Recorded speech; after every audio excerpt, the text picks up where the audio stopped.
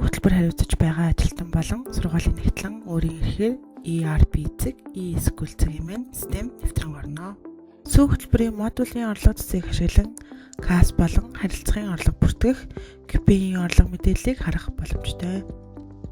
Орлого бүртгэхдээ сүү хөтөлбөр үндсэн цэсний орлого дэд цэсийг сонгоно. Дэлгээс дараах байдлаар харагдах бөгөөд хэрвээ сүүний төлбөрийг бэлэн мөнгөөр татан төлөвлөсөн бол CAS дэд цэсийг сонгон орлого бүртгэх болбор шаар төлбөрийг тарина. CAS орлого бүртгэхэд дараах мэдээллүүдийг оруулсан байх шаардлагатай. Сурагчийн код оруулан хайх төвчийг тарснаар тухайн сурагчийн анги, овог нэр гарч ирнэ. Сурагчийн код болон нэр ангиар хайх боломжтой. Нэхэмжлэх хэсэгт сургуулиас үүсгэсэн төлөгдөөгүй нэхэмжлүүд харагдах ба орлого бүртгэх нэхэмжлийг сонгоно.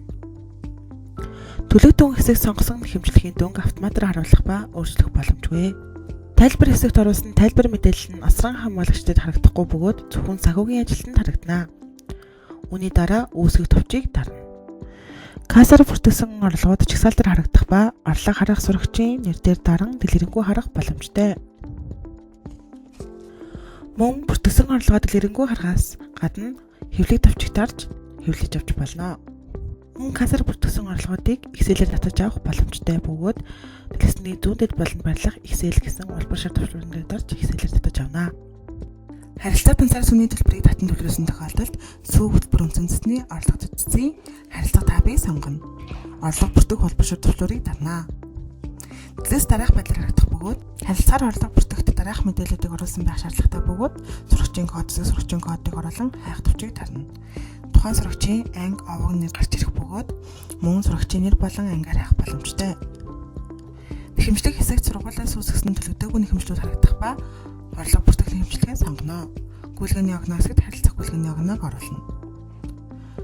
Төлөг дүн хэсэг сонгосон нэхэмжлэхийн дүнг автоматар харуулах ба өөрчлөх боломжгүй. Тайлбар хэсэгт оруулсан тайлбар мэдээлэл нь асран хамгаалагчдад харагдахгүй бөгөөд зөвхөн санхүүгийн ажилтнанд харагдана.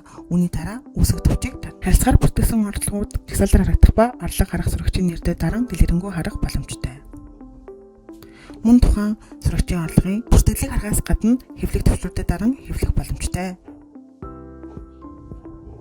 Эцэгийг хасран хамгаалагч e-parent application-аар дамжуулан төссөн нэхэмжлэлийг харахдаа сүү хөтөлбөр үндсэн цэсний орлого дэд цэсний QP табыг сонгоно. Хэмжлэгийн орлого жагсаалтаар харагдах бөгөөд сурагчийн код нэрээр хайлт хийх боломжтой бөгөөд хайлт хэсэг тухайн сурагчийн нэрийг оруулан хайх төвчийг дарна. Мөн гүйлгээний огноогоор шүүх боломжтой. QP-ээр дамжуулан төссөн нэхэмжлэгийн орлогуудын жагсаалтыг Excel-ээр татаж авах боломжтой бөгөөд дэлгэцний зүүндэд болон барилах Excel улбар шар төвшөөрөн дээр даран Excel-ээр татаж авах болон print буюу хэвлэх улбар шар төвшөөрөн дээр даран хэвлэх боломжтой.